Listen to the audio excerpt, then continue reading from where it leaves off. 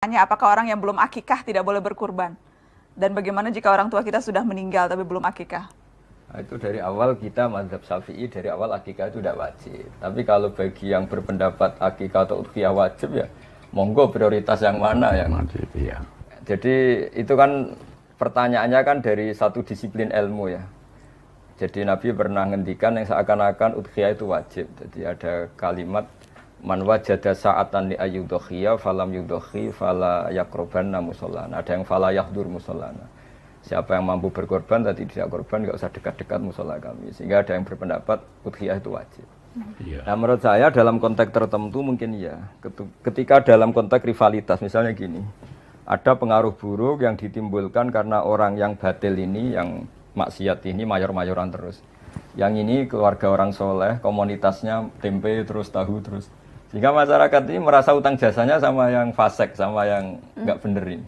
Maka menurut saya orang soleh di daerah ini, menurut saya kalau punya kemampuan itu wajib berkorban. Karena efeknya nanti supaya tadi, takutnya al-insan abdul ihsan tadi, supaya orang-orang ini berutang jasa juga sama orang soleh. Tapi secara disiplin fikih memang udhiyah itu sunat, akikah juga sunat. Sehingga enggak perlu ada pertanyaan tumpang tindih mana yang harus diprioritaskan. Gitu. Penyembelian itu harus pakai bismillah. Kalimat harus ini harus dengan arti taruhan sah tidak sah. Apa harus sebagai etika?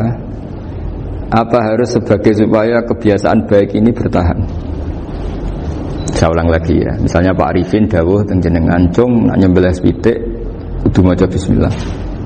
Kalau kamu memotong hewan harus baca bismillah. Kata harus itu apa artinya syarat sah? Sehingga kalau tidak baca tidak sah. Apa keharusan dalam makna etikanya harus baca bismillah. Jadi urusannya hanya apa? Etika atau afdoliyah. Atau kita tidak ingin kultur baca bismillah itu hilang. Sehingga barang tidak wajib pun kita wajibkan supaya kultur baca bismillah itu tidak hilang. Nah, Imam Syafi'i itu milih yang tidak wajib. Itu hanya urusan etika. Sehingga dhabihatul muslim meskipun enggak baca bismillah baik secara sengaja maupun lupa tetap halal ya, tetap sah, tetap halal. Tapi beberapa ulama mengatakan baca bismillah itu wajib dan menjadi syarat sah. Ya kira-kira karena pamit tadi, yang beri nyawa itu Allah, kok apa yang menghilangkan enggak pamit, sudah menghilangkan nyawanya ayam dimakan lagi. Oh itu selingkuhannya kan masih marah itu. Selingkuhannya, pacarnya, anaknya, cucunya itu kan marah itu. Tapi kalau pamit yang punya kan enggak. Coba kalau ayam cantik yang pas kamu sembelih itu lanangannya kan mangkel itu. Kalau kebetulan sudah tua kan karep-karepmu kan gitu. Jadi apa? Itu yang tahu Sarah. Saya ulang lagi yang tahu Sarah karena ini sudah jelimet. Sudah jelimet. Sehingga enggak ada kitab matan yang induk kecuali disarai. Dulu ada kitab namanya Takrib, karangannya Abi Suja. Terus disarai kecil sekali oleh Fathul Qorib. Ya, oleh Ibnu Qasim Al-Huzi itu. Terus disarai lagi oleh Bajuri. Jadinya Bajuri itu sudah syarhun ala syarhin warifin, ya, sudah syarhun ala syarhin, bukan syarhun ala matnin tapi syarhun ala syarhin. Nah, kenapa memang kita butuh itu? Saya ulang lagi kita butuh itu. Nah, kenapa butuh? Ya karena mau tidak mau. Saya ulang lagi mau tidak mau. Karena matan itu seperti itu. Misalnya matan cerita. Yang dikatakan menyembelih itu apa? Ya nyembelih itu ya nyembelih. Nyembelih itu memotong hewan. Terus motongnya dari mana? Kalau kamu motong hewan dari mana coba? Dari belakang atau dari depan? Dari mana? Depan misalnya. Pertanyaannya, ketika dari depan itu paling penting terpotong al-khulqum wal mari misalnya. Yang satu majra to'am, yang satu majra ruh ya gitu, majra nafas. Tapi andekan dari belakang gimana? Tapi tetap terpotong. Mulai ribet kan? Kalau kubu sebelah kan enak, pokoknya enggak sunah Rasul seperti itu, enggak mau debat. Tapi kita enggak, cara berpikir enggak gitu. Ini kan status hukumnya halal apa haram ketika ada orang motong hewan dari belakang. Nah, terus kita berdebat kan, mesti berdebat itu mau dibilang haram, nyatanya memenuhi syarat apa tadi pemotongan, hulkumnya kena, amarinya kena, mau dibilang halal, jangan-jangan pitiknya sudah pingsan, sudah mati karena dogrok-ogrok dari belakang. Nah, itu terus ulama debat, kan mungkin juga, ya kan, pitiknya sudah setengah kena corona, pingsan terus, ya kan, sudah pingsan terus digorok. Nah seperti ini mau tidak mau kita harus detail. Detail artinya yang dikatakan menyembelih itu apa? Ya nanti tak bacakan tabir di Badiria sekaligus ijazah untuk jenengan semua. Saya tadi alhamdulillah ketemu Pak Arifin lama, ngendikan panjang lebar tentang pentingnya ilmu. Yang dikatakan menyembelih adalah mematikan hewan yang hidup dengan kaifiyah syariah. Saya ulang lagi, mematikan hewan yang hidup dengan kaifiyah syariah. Nah kalimat hidup ini mulai masalah. Hidup yang apa? Misalnya ada hewan, saya sering kalau ngaji cerita, ada ayam jago ketandang mobil, ketabrak mobil, kejet-kejet, enggak kamu sembelih pun 1 menit lagi pasti meninggal. Ini kan hanya koordinasi prosedur saja. Karena prosedur ayam mati harus kejet-kejet, enggak boleh enggak langsung peletes mati, enggak boleh. Nah pertanyaannya ketika kejet-kejet ini kamu sembelih, itu halal apa enggak? Wong andai kan tidak disembelih juga sudah mati. Artinya enggak penyembelihan ini kan tidak memberi kontribusi pematian, tapi enggak ngefek. Makanya terus ada perdebatan. Ada hayatun mustaqirrah, ada hayatun ittirariyah, ada harokatu masbuh. Itu kalau enggak syarah enggak bisa. Lalu pertanyaan nakalnya begini. Saya itu betul pernah ngalami itu. Wayam jago itu kan mahal, apalagi kalau Bangkok kan. Saya pas jalan-jalan sama anak saya, sama jalan-jalan mau ke pasar itu di pertolongan dua rumah. Gusti halal tau ora? Kadang tanya orang awam, halal kata saya gitu. Padahal andai kan tidak disembelih ya pasti mati. Suatu saat ada yang mengkonfirmasi lagi. Saya bilang kalau kiai ya tidak pantas makan ayam gitu, tapi kalau kamu tidak kiai ya pantas saja. Daripada rata halal lo geremeng eman kan ribet. Nah sebetulnya itu dalam mazhab Syafi'i itu tidak halal karena dia sudah tidak punya hayatun mustaqirrah. Karena tadi setengah menit lagi atau 1 menit lagi pasti mati. Kan dia belum mati karena koordinasi Israel saja, tetap yang ngambil itu. Tetap kan nggak segampang itu kan, tetap prosedur apa? Jalankan SOP. SOP-nya harus ada. Nggak boleh mati selonang-selonang itu, nggak boleh. Tetap ada SOP kata Pak Arifin ada SOP. Dia kalau sama saya bisa guyon kalau. Nah, tapi misalnya nanti pertanyaan, tapi dalam mazhab Maliki itu diabaikan, hayat mustaqirrah, hayat ittirariyah, hayat itu diabaikan. Cara berpikir Imam Malik lebih matematis. Kalau nggak disembelih itu matinya berapa menit? 1 menit lagi. Gara-gara disembelih dia mati sekarang. Berarti eksekutornya ya peso itu. Ya berarti peso itu memenuhi kriteria mematikan sesuatu yang masih hidup, hewan yang hidup dengan cara syar'i. Jadi andai kan ada rapat malaikat, matinya karena apa coba? Karena peso apa karena kecelakaan? Karena peso. Ya kan? Karena kalau nggak tanpa peso nunggu 1 menit, gara-gara disembelih langsung terjadi sekarang. Nah karena hukum halal ini yang menarik dan menguntungkan. Di bab ini orang jadi Malikiyah semua. Mana maksud saya? Jadi kita ini sebetulnya Syafi'i pecundang gitu. Syafi'i partai politik. Jadi kalau sedang tidak menguntungkan ya. Kata siapa kita Syafi'i banget? Tidak juga itu. Ya, jadi karena tadi ya kalau pada level apa?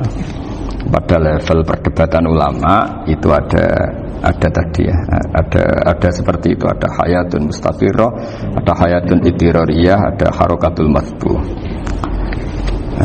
Jadi tak baca ya supaya dapat barokahnya ulama ya. Jadi tak baca redaksinya. Ini di halaman, terus kitab ini saya tinggal sebagai amal saya, keluarga saya, sebagai penghormatan saya sama Habib Ali, Habib Qures, Habib Hussein semuanya, Pak Arifin dan Bismillahirrahmanirrahim. Wa'lam.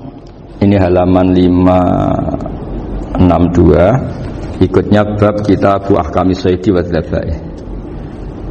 Ya, jadi nanti yang mungkin kalau beda halaman cari di babnya kalau beda halaman cari di babnya.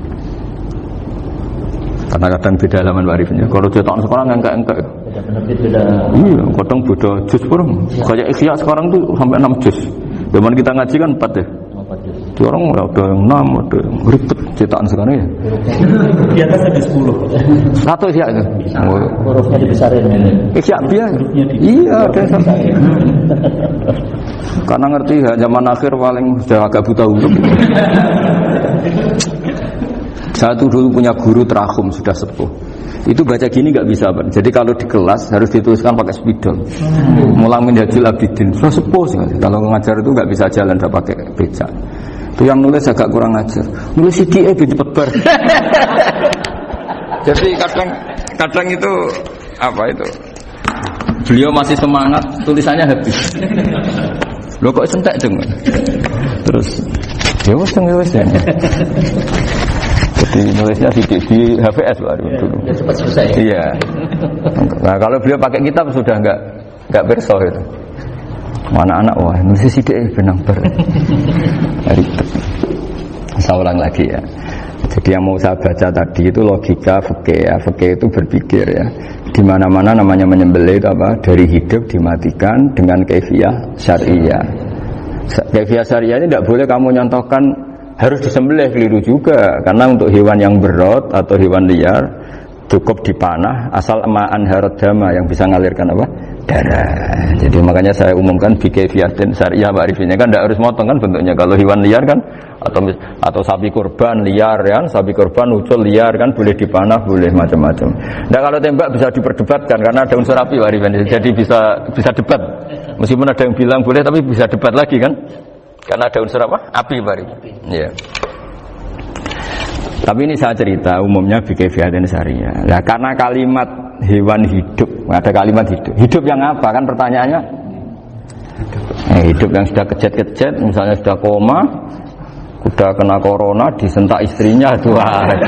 Apalagi ayamnya menyaksikan pasangannya diselingkuhi, wah itu sudah stroke itu dia. Itu. Nah itu makanya kalau orang suka macam-macam itu kayak ayam makanya itu.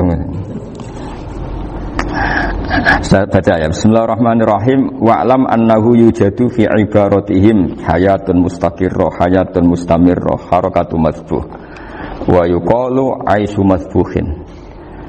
Wal farqu bainaha annal hayata al mustaqirrah yakunu maha ibsarun bi ikhtiyarin wa nutqun bi ikhtiyarin wa harakatun ikhtiyariyah. Wal hayat al mustamirrah ya allati tastamiru ila khurujir ruh minal jasad. Wa harakatul masbuh ya allati la yabqa maha ibsarun bi ikhtiyarin wala nutqun bi ikhtiyarin wala harakatu ikhtiyariyah. Bal yakun maha ibsar wa nutqun wa harakatun ittirariyah ini. Wa ba'duhum farraqa bainahuma. Sampai saat terus ini. Jadi ini perbedaan-perbedaan pandangan ulama. Nah, Imam Malik itu mengabaikan semua istilah itu. Sing penting pas mbok sembelih iku kecelok urip, corong Jawa iku kecelok urip. Cek hayat mustaqirrah, cek ittirariyah, cek harakatu masbuh, pokoknya kecelok urip. Ini kecelok urip bisa dibilang masih hidup. Karena kalau bisa dibilang masih hidup, kamu sembelih, tetap nanti rapat malaikat kira-kira gitu. Ini matinya karena apa?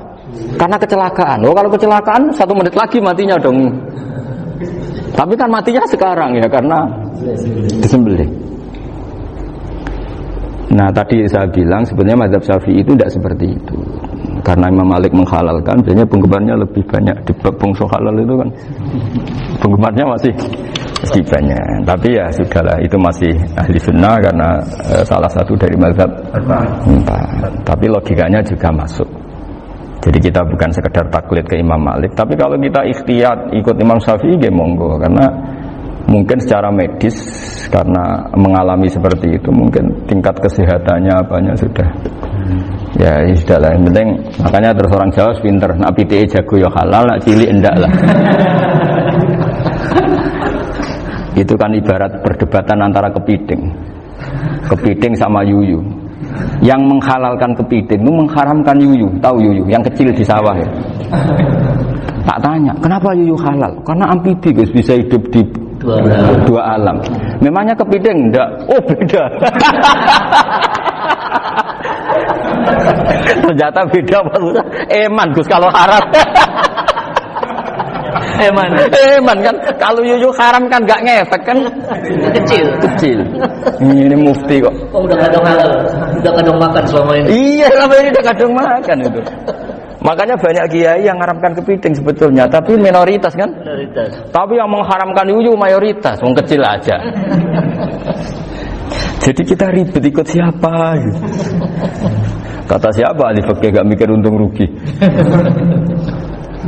Makanya saya ini bingung, jadi saya ini kan kiai ya, kiai betul, susah kadang jadi kiai. Sebagian guru saya itu mengharamkan kepiting. Nah kalau kayak dolan di daerah Juwana, Mas Nafis daerah itu, penghormatan tertinggi santri itu kalau nyugoi kiainya kepiting, karena itu makanan termahal. Bingung kan dia? Mau tidak makan itu kayaknya dipersiapkan betul Pak Arifin. Udah ada effort ya. Warna nyari yang mahal kan. Mau makan itu sebagian guru kita mengharamkan. Akhirnya ya ada darurat tadi. Makan sekadarnya. Kalau saya habis 3 pasti israf. Kalau habis 1 prosedur hormat yang nyugui. Itu susahnya jadi kiai. Kalau kamu kan tidak kiai, mumpung gratis. Enaknya gak jadi kiai kan itu masalah. Pertimbangannya mumpung gratis. Sudah gitu masih mun dibutuh mawon, makai dibutuh mawon. Oh, digawanan. Tapi sebetulnya ada sisi naif dari yang bilang halal tadi. Ketika yang bilang halal, naif itu versinya, tapi ya nggak apa-apa, semoga dimaafkan Allah. Naifnya tadi, tapi saya tidak tapi itu masalah khilafiyah ya. Semoga yang mengatakan halal juga benar, karena punya perhitungan iman tadi. Tapi yang bilang halal itu tak tanya, yuyu itu halal apa haram? Lucunya jawab haram semua. Yuyu bahasa Indonesia nggak ada kayaknya. Nggak tahu juga saya apa. Yang penting paham tapi yuyu yang kecil itu. Itu kalau diharamkan nggak ada yang protes ya? Nggak ada. Tapi kalau kepiting, ini pakai model apa? Coba Pak Wafa, kalau alasannya amfibi, yuyu sama kepiting sama enggak? Kalau alasannya amfibi, hidup di 2 alam. Sama-sama. Kenapa kepiting jadi halal? Lebih bernilai. Ini juga mufti model baru. Mungkin muftinya mau halalkan. Iya makanya itu. Kan jadi kayak tadi ayam jago tadi orangnya tak tanya akhirnya. Andekan yang kecelakaan itu ayam kecil. Kamu tanya saya enggak? Ya enggak, terus langsung tak buang. Kan langsung dibuang. Berhubung ayam besar. Eman kan. Tapi nurani aja sebetulnya protes. Nyembelih kleket-kleket. Kadang kan apa kejat-kejat itu sudah tunggu SOP jawaban. Ya tapi apapun itu ini ilmu harus didengar ya supaya sampean tahu ya, ada hayat mustaqirroh, ada hayat mustamirroh, ada hayat ittiroriyah, paling enggak kita ngerti lah. Karena nanti di bab B, ya nyun sewu di bab apa B, itu ya nanti nggak sahnya karena apa? Tidak mutamawal. Misalnya saya punya utang sama Pak Arifin ayam jago, tak bayar dengan jago yang mengalami kehidupan sudah seperti itu, kan tidak sah. Meskipun itu hidup tapi sudah tidak hayat yang mustamirah, tidak normal. Jadi ilmu itu apapun tidak cocok kita karena beda mazhab misalnya, tetap sebagai apa? Ilmu. Jadi jangan pernah anti ilmu meskipun kita tidak cocok. Dulu saya itu heran sama Abu Hanifah karena membolehkan merujuk wakaf. Wakaf itu kan nggak boleh ditarik kembali dalam mazhab Syafi'i dan hampir semua ulama bilang gitu. Tapi kalau kata Abu Hanifah, jika nazir yang nerima itu tidak sesuai rencana kita, keinginan kita, itu boleh narik kembali. Fa innal waqfa atiyatun mahdhah, kata beliau. Wakaf itu ya pemberian normal saja. Suatu saat ada peristiwa gini Pak Arifin ya, ada orang kaya raya mewakafkan tanah itu senilai kalau nggak salah itu 60 miliar. Singkat cerita beliau bermain apa gitu, bisnis apa itu bangkrut. Kemudian itu belum disertifikatkan wakaf. Kemudian nggak ada yang disawang coro Jawa, nggak ada yang dilihat, terus mau dibeli sama nyuwun sewu, sampai yang mau beli yang mampu itu non muslim. Singkat cerita ada orang kaya muslim yang mau beli itu, tapi ada problem karena itu wakaf. Tapi kalau nggak dibeli itu malah dibeli non muslim. Tanya saya, ternyata saya jawab nggak apa-apa dibeli saja, ngikuti mazhab Abu Hanifah. Karena kalau mazhab Syafi'i itu nggak sah semua pembeliannya. Tapi apa artinya mazhab kalau kita berpikir nggak sah tapi yang jual melakukan? Nah itu yang nggak dipikirkan oleh orang-orang fikih yang di Menara Gading. Apa gunanya kita bilang nggak sah? Tapi yang punya tanah tadi tetap menjual. Karena tidak mengindahkan hukum itu. Mau apa? Makanya saya bilang bagi tentang Gus itu nggak ada kaulnya dalam madzhab Syafi'i. Saya bilang kamu mengharamkan itu tidak ada gunanya karena itu tetap dilakukan. Jadi kita pertimbangannya tidak itu, daripada dikuasai situ mendingan kita. Betul. Nah itu sisi-sisi fikih. Makanya ini kita ngaji fikih tidak segampang itu memberi fatwa karena pertimbangannya banyak, Pak. Tidak hitam putih. Tidak hitam putih gitu maksud saya, ini cerita. Jadi nanti kamu ngerti. Jadi mau apa coba? Itu kan ibarat gini. Hukumnya kita ngajar perempuan itu masalah sebetulnya secara karena itu ajnabiyah. Tapi fakta mentoleransi li ajli ta'lim karena untuk belajar enggak apa-apa. Kalau sudah jadi fakta itu ribet. Dia maunya belajar sama kamu dan sekali kamu tidak mau belajar ke yang lain yang potensi menyesatkan. Jadi fakta bukan masalah nazar lagi, sudah penyelamatan. Ribet kan kalau sudah begitu. Saya punya kenangan yang menurut saya itu harus jadi trauma. Siapapun harus jadi trauma. Ini cerita sedikit. Ini masih ngaji fikih pertimbangan. Ada orang itu sangat khusyuk, Pak. Sangat khusyuknya di rumahnya Pak Wafa itu nggak ada TV, nggak ada motor, nggak ada apa saja.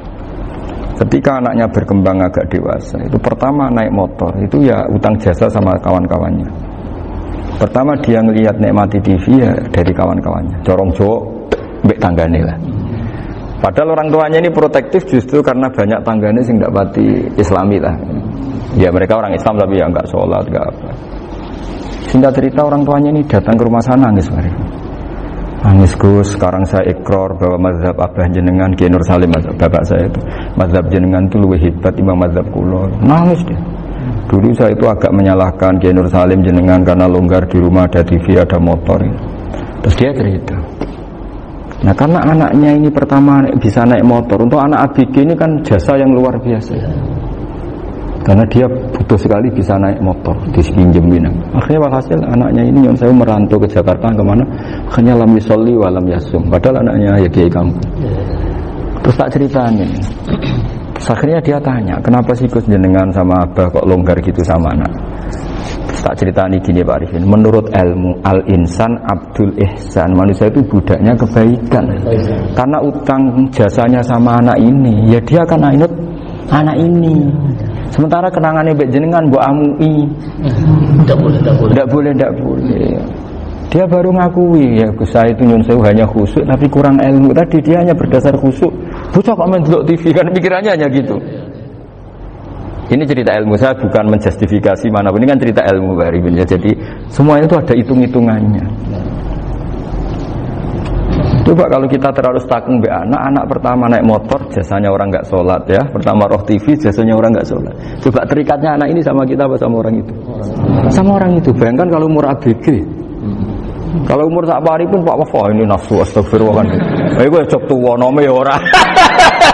Gaya tok, bareng tua udah khusus gue gaya tok. Mestinya namanya bodoh. Ya saya sama semua. Cuma saya kan lebih jujur dari biasa. Jadi orang itu harus ngitung gitu. Itu kenapa Mbah Mun tuh kayak alim alama. Setahu saya dalamnya ada TV. Putra-putra ini lihat TV. Meskipun kita tidak mungkiri negatifnya TV, kita nggak mungkiri Pak Arifin ya. Tapi tadi ketika anak-anak ABG itu pertama lihat TV jasanya tonggone. Kalau kebetulan tanggane wong soleh nggak masalah ya. Kalau enggak, itu nangis ke rumah saya itu. Nyesel dia. Tapi saya bilang gini, ini jenengan tiang soleh, mesti anak jenengan suatu saat kembali. Coba pola jenengan harus ubah. Ini hebatnya Nabi. Ketika Sayyidah Aisyah masih kecil, minta diperlihatkan Li'bul Habasyah. Itu ya diturutin kan masyhur itu. Kayak apa Nabi? Karena kalau nggak diturutin, pasti Sayyidah Aisyah akan ngidolakan mainan yang lain yang di luaran sana malah. Itu karena Nabi punya kearifan tadi. Jadi ini kan ilmu, lagi-lagi ilmu. Jadi yang semua itu harus baca dengan ilmu. Makanya kata Nabi, ad-dunya mal'unatun mal'unun fiha illa dzikrawah wa ma'alahu aw aliman aw muta'alliman. Karena dunia ini hanya bisa dibaca dengan ilmu. Yang diridai Allah maksud saya hanya bisa saya itu banyak kenal menteri, kenal pejabat. Tapi saya tidak pernah melihat itu sebagai pejabat. Melihatnya itu orang yang ingin belajar agama. Karena sekali salah melihat, yang hidup itu tamaknya Pak Arifin. Yang hidup kan tamaknya. Saya kenal orang kaya kok melihat kayanya, yang hidup itu tamaknya, ingin dapat ini. Tapi kalau melihat itu sebagai hamba Allah ingin belajar, insya Allah kita selamat dari tamak. Meskipun kita ya manusia tidak sempurna. Setidaknya ketika dia lomo atau tidak lomo, nyalami template apa tidak ngefek, karena kita melihat ini mau belajar. Tapi kalau kamu didorong tamak, katanya orang kaya ternyata nggak tahu haknya kiai, ribet kan? Ribet. Ya kalau kamu punya santri cantik ya lihat itu sebagai santri kamu. Jangan melihat ini mau enggak sama saya, kalau enggak ya wah ya ribet kalau gitu. Ini anak-anak muda harus dilatih ikhlas, baru bahaya ini santri-santri sampean kalau enggak dilatih ikhlas ini bahaya. Karena ini belum punya penggemar pejabat, paling ya anak-anak yang ya tadi ABG. Jadi lah Sarah kembali lagi Sarah itu membicarakan itu detail. Jadi ya makanya kenapa orang mati yang lahir langsung meninggal itu nggak wajib disolati. Alasannya di fikih ya lucu, karena dikatakan sholat mayit di mana-mana mayit itu sabakohu hayatun. Di mana-mana namanya mati itu terdahului oleh hidup. Nah ini nggak pernah hidup langsung mati. Jadi fikih itu kadang lucu. Ya gitu aja alasannya. Kamu nyolati apa? Mayit. Kenapa kok mayit? Ya mayit itu namanya mayit. Orang mati artinya pernah hidup. Nah itu Sarah. Jadi ketika matan hanya cerita wasiktu alladzi lam yastahilla, enggak pernah nangis, lam yusalla alaihi. Sarah bilang mergo ora tau urip. Kalau enggak pernah hidup berarti enggak bisa dikatakan mati. Kayak sampean miskin itu kan enggak bisa dikatakan bangkrut. Ya. Ya miskin aja gitu loh. Kan gitu ya. Karena nggak pernah kaya. Kayak Mas Nafis nggak bisa dikatakan, oh itu Qurannya lupa gimana? Nggak pernah hafal. Jadi yang dikatakan lupa itu pernah hafal. Nggak lupa nggak apa, Gus Qurannya lupa, gaya nggak pernah hafal kok bilang apa? Lupa gitu. Nggak boleh Pak Wafa bilang saya ini bangkrut apa? Nggak pernah kaya kok bangkrut. Jadi semua itu ada aturannya itu. Nah itu Sarah, lagi-lagi Sarah. Jadi bahkan banyak yang syarhun ala syarhin. Jadi kayak kitab takrib itu disarai Fathul Qorib. Jadi Fathul Qorib itu sudah Sarah. Disarai lagi Bajuri. Nah, itu termasuk cerita itu ya. Cerita-cerita. Bismillahirrahmanirrahim. Ya, wa yakunu qad umadzukira daf'atan wahidatan la fi daf'ataini. Islam tujad al hayat al mustaqira inda daf'atis saniyah. Amma idza wujidat al hayat al mustaqira inda daf'as saniyah fayakhilu al masbuhu aidan. Fasartu wujudul hayat al mustaqira fi ibtida'il wati akhir marrah. Wa makharu dzalika inda tulil fasli wa illa fala rafa'a sikina wa ada fawran aw alqaha liqawniyaka latan wa akhadha ghairuha fawran aw saqatat minhu wa akhadha ghairu halan aw qallaba wa qata'a biyama bagi hal al masbuh. Jadi ini masalah Sarah. Sarah itu sudah detail. Misalnya gini, kamu motong ayam. Motong ayam harus sekaligus shred jadi. Jangan sampai nyuwun sewu dua kali. Jangan-jangan misalnya gini, ayam tak potong pas ke kiri separuh. Ya, ke kiri separuh apa hulkumnya. Pak Arifin datang, Assalamualaikum Gus Pak, waalaikumsalam, terus santai jagungan dulu. Jagungan sampai besoknya itu enggak meneruskan. Bareng-bareng malah salam, ingat lagi loh ayam saya ini. Ketika saya meneruskan ini, potensi ayam ini sudah mati atau sudah hidup yang ini masih mazhab Syafi'i loh ya. Atau sudah hidup yang sudah tidak normal. Artinya apa? Penyembelian kedua yang mengeksekusi tadi sebenarnya mengeksekusi barang mati. Yang penyembelian pertama tidak bisa dikatakan penyembelian karena tidak sampai mati. Penyembelian kedua berstatus setengah mati. Nah, kalau seperti itu maka haram.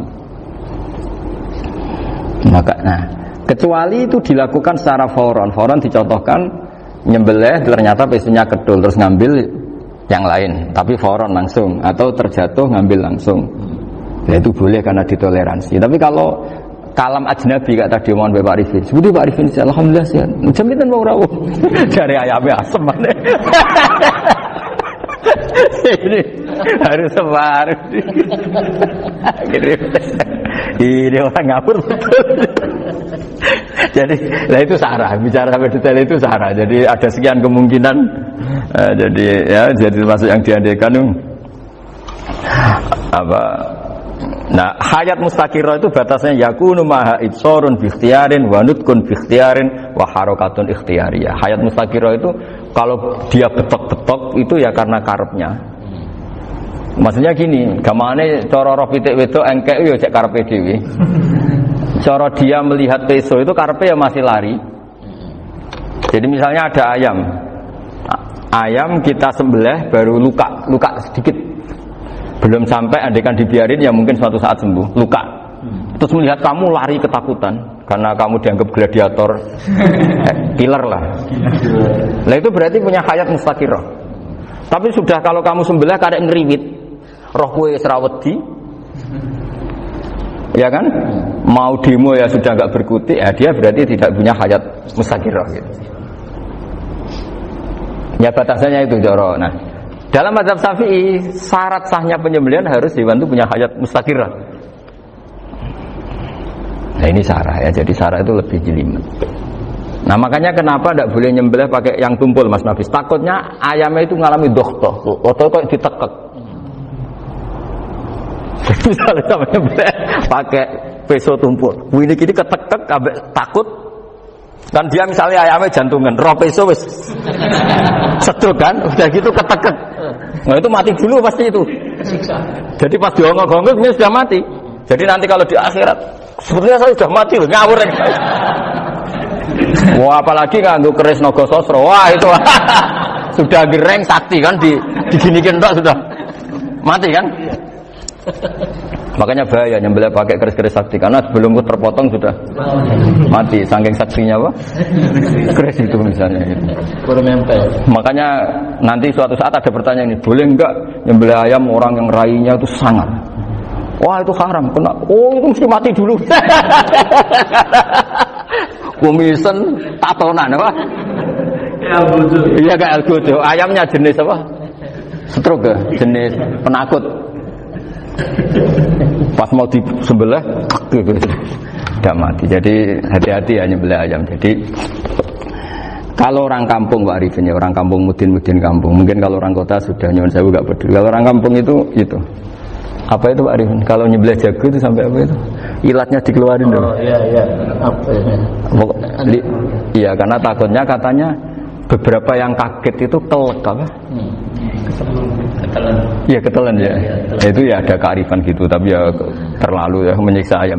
Tapi memang potensi katanya Pak Arif. Katanya yang ahli-ahli itu ya. Jadi kalau dia jago ya, mau disembelih, saking takutnya itu. Kalau orang Jawa kalau takut kan yang ngelek itu ya. Orang Jawa loh ya. Itu kalau orang takut kan kadang apa kayak.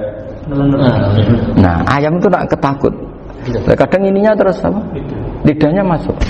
Akhirnya pas disembelih ini nggak kena.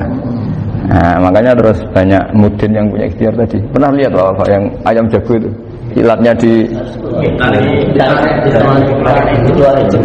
ya, itu ya tidak wajib, cuma tidak bisa kita salahkan. Tapi kata penyembelih yang lain tak tanya eksekutor yang lain, pokoknya rodok dipenek Gus. Iku seraiso. Saya belum pernah nyembelih ayam karena ini kan selain nggak profesi saya juga nggak mentolonan saya. Tapi ini beberapa kefiyah yang penting kita tahu ilmunya. Yang paling pokok itu qatul khulqum wal mari. Ya kira-kira dalan sing digo nafas sama digo makanan tadi. Ya tapi itu tadi caranya semua itu harus mengalami atau masih punya hayatun mustaqirah. Nah, takutnya dalam konteks nyembelih yang apa tadi? Saya bilang separuh tadi. Itu jamnya normal enggak? Itu sudah jam 11 ini. Oh, jam mati almarhum itu. Itu enggak halal disembelih itu sudah maitah ya. 10-14 kan. Iya. Ya makanya saya bingung ya jam. Ya jadi itu Pak Wafa ya, pentingnya sarah itu seperti itu. Mantan itu kan asal nyembelih saja, tapi di sarah diterangkan jangan hanya nyembelih, yang disembelih harus ada hayatun mustaqirah, karena dikatakan penyembelihan adalah menghilangkan nyawa dengan cara yang syar'i. Nah, kalau nyawanya saja sudah hilang bukan nyembelih gitu. Nah potensi itu ada ketika jago kamu sembelih pakai yang tumpul, ini ada dohtoh. Loh, hewan itu juga kayak manusia loh, karena punya hati. Ketika takut bisa saja mati. Nah, takutnya ulama kan ini ngalami dohtoh, kayak orang ditekek kan mati kan, ditekek kaget. Contoh gampang gini, orang ditekek perempuan kemungkinan mati itu kecil, karena murni hanya ngalami pernafasan. Tapi nak ditekek wong gagah tatonan kan terus dua reaksi tubuh, takut sama gak bisa bernafas, itu kan lebih cepat, apa? Mati. Kira-kira kan gitu. Nah ini sudah takut, dongok-dongok itu kan nyiksa. Saya sering ketemu orang yang ahli nyari ular, nyari apa. Itu ya gitu. Filosofinya sama seperti orang perang. Harus bikin takut. Iku kewan Gus nak disewentak, iku telelekan, jadi telelekan iku apa Pak Anda bicara bahasa Batawi ini? Orang kaget terus terpaku itu. Teorinya Khalid bin Walid kan gitu. Kalau perang supaya musuh takut. Kamu tahu saya, kami siapa? Gertak gitu ya. Ayat ji'na biqaumin yuhibbunal mauta kama tuhibbunal hayat. Kita ini bawa pasukan yang mereka mencintai mati kayak kalian mencintai hidup. Pasukan kami ini wah darwis, berani modar ya wis gitu. Kira-kira gitu kalau bahasa Jawa itu. Tak mati. Berani mati. Berani mati. Akhirnya musuhnya kan nah, di antara syaratnya perang kan gitu, harus bikin musuh itu takut, gemeter. Nah telelekan itu gampang gitu loh. Telelekan itu pokoknya tadi loh Arifin, kepaku tadi. Nah, agak berkutik.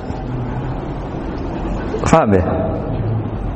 Nah jangan-jangan ayam yang kita sembelih mau wis wedi diongok-ongok mati duluan gitu. Nah makanya terus kata musannaf kalau bisa itu wa yakunu madzukira bidafatin wahidah. Kalau itu usahakan sekali jadi. Tapi itu bukan berarti syarat sahnya harus sekali jadi. Kira-kira karena tadi enggak kebayang kan kalau baru separuh tak Assalamualaikum Gus Pak. Waalaikumsalam Pak Arifin, sebuti kabarnya. Baru itu terus ingat diteruskan lagi. Kemungkinannya sudah mati apa?